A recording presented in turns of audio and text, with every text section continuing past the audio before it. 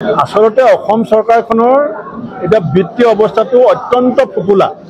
অসমৰ অৰ্থনৈতিক অৱস্থা ভয়ানকভাৱে বেয়া হৈছে।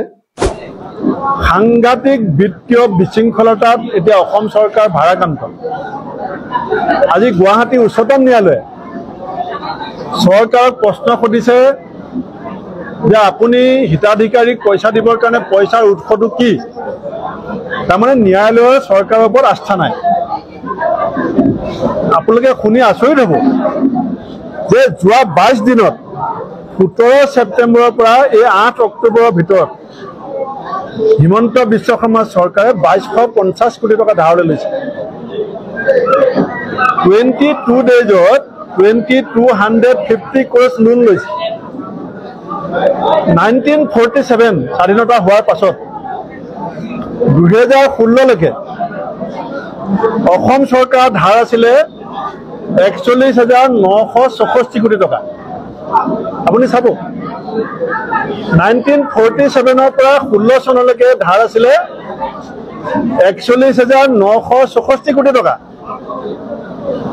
আৰু সোণোৱাল চৰকাৰে অকলে ধাৰ ল'লে কিমান?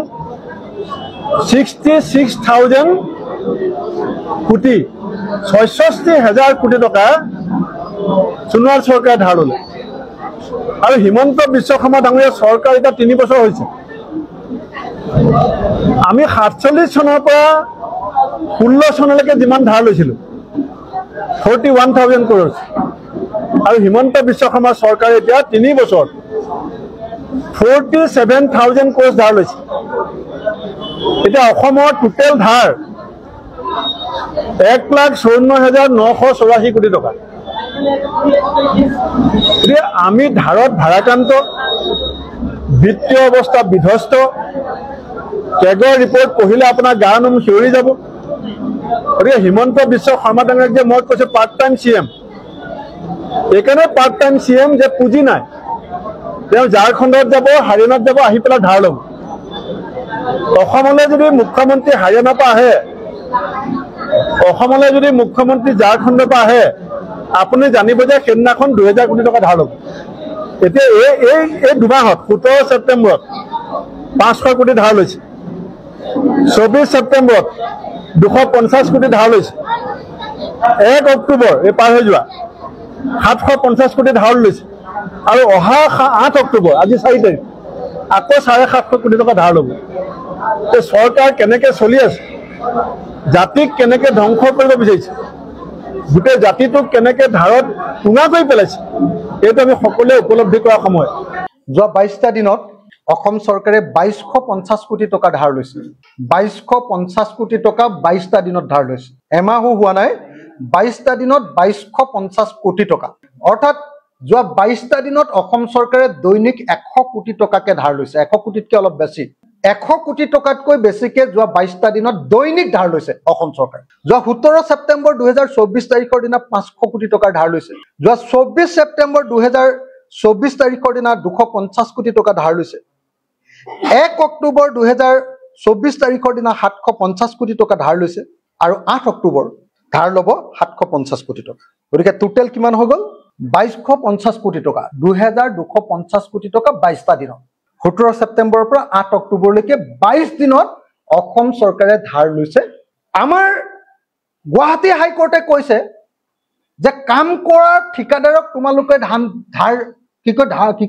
যিটো বিল দিব লাগে বিল পৰিশোধ কৰিব পাৰা। তোমালোকে বিল পৰিশোধ কৰা।